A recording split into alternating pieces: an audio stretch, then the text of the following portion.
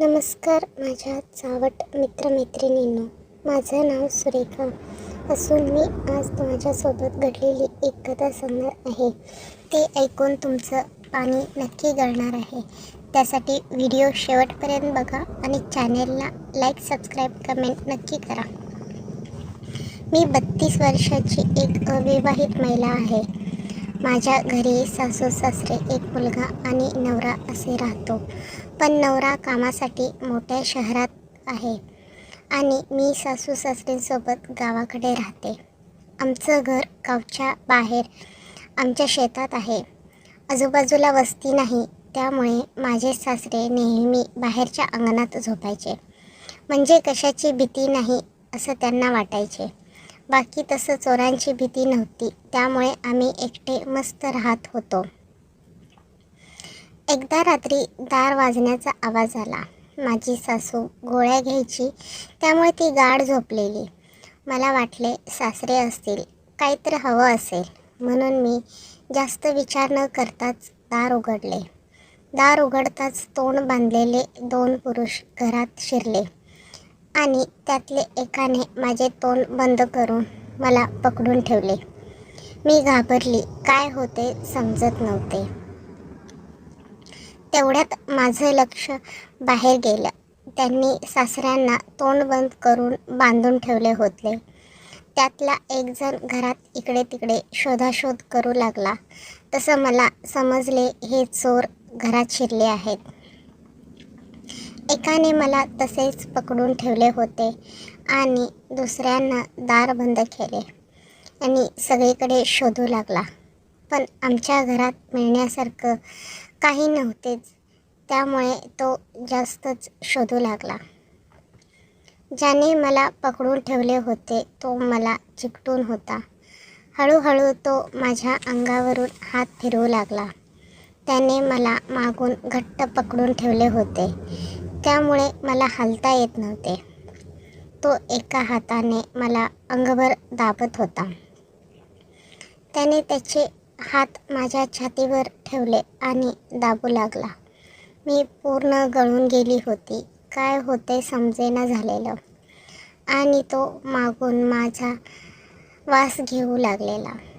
जसं वास घेईल तसं माझी छाती जोरात दाबू लागलेला. त्याचा लवडा कडक झालेला तो मला मागून गांडीच्या फोकीत दाबत होता. आधी मी घाबरून गेलेली, पण हळूहळू त्याच्या हाताने मला सुद्धा खाज येऊ लागली. कारण माझा नवरा 15 दिवसातून एकदा यायचा, तेवढंच सुख मिळायचे आणि मूल झाल्यापासून तर कमीच होतं. त्याचा मागून घेत घेत छाती दाबत सोटा फोकीत घासत होता आणि दुसरा सगळे घर शोधून आला. त्याला काही मिळाले नव्हते म्हणून तो रागात बाहेर आला आणि त्यानं आम्हाला पाहिले. त्याच्या खेळात मी हळूहळू रंगत होते ते त्यानं पाहिले. मग दुसरासुद्धा जवळ आला आणि म्हणाला की काय माल मिळाला नाही, आज हाच माल लुटून मजा घेऊया. हे ऐकून मी गळटून गेली, पण मागच्याने माझ्या झंपरची बटणं काढायला सुरुवात केली आणि माझ्या आंब्यावरून हात फिरवू लागला. तसं दुसरासुद्धा माझ्या जवळ येऊन माझ्या अंगाशी झोंबू लागला. दोघांनी माझी साडी काढली आणि मला तिथेच खाली झोपवले. त्या दोघांच्यात मी सुद्धा रंगून गेली. मला ते सगळे हवंहवंसं वाटू लागलं. मी प्रतिकार करत नाही बघून ते तुटून पडले माझ्यावर. दोघांनी दोन्हीकडून आंबे तोंडात चोकू लागले आणि एका हाताने माझी चड्डी काढून मला पूर्ण नागडी केली. मला नागडी बघून ते जास्तच खुश झाले. मी होतीच तशी मादक आणि अंगानं भरलेली. आज लई मजा येणार आहे असं म्हणत एकाने माझ्या पुच्छीत तोंड घातले आणि दुसऱ्याने माझे आंबे चोकू लागला. मी सुद्धा त्या दोघांच्या अंगावरून हात फिरवू लागली होती.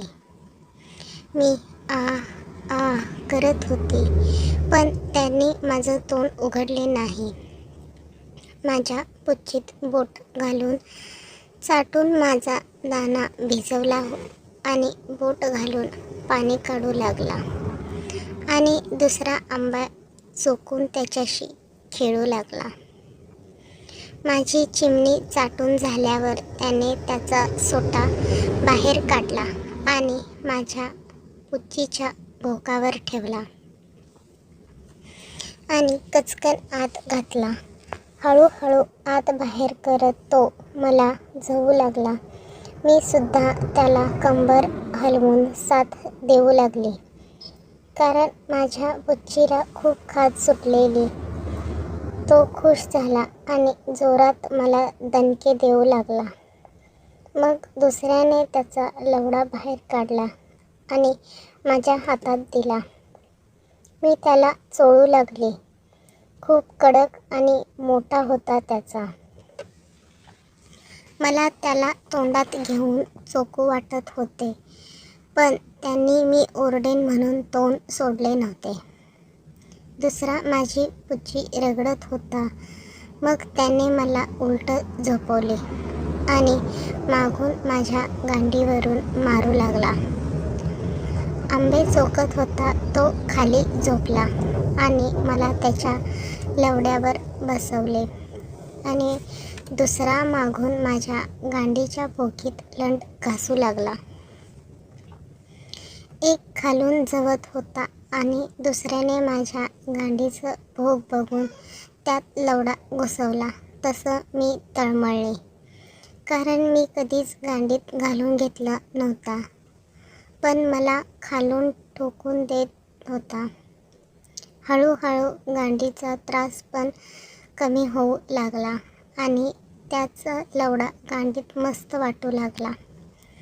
एक खालून माझी पुच्छी ठोकत होता आणि दुसरा माझी गांड मारत होता. मला दोन्हीकडून मजा घेत होती. दोघे पण जोरात जोरात दणके देत होते.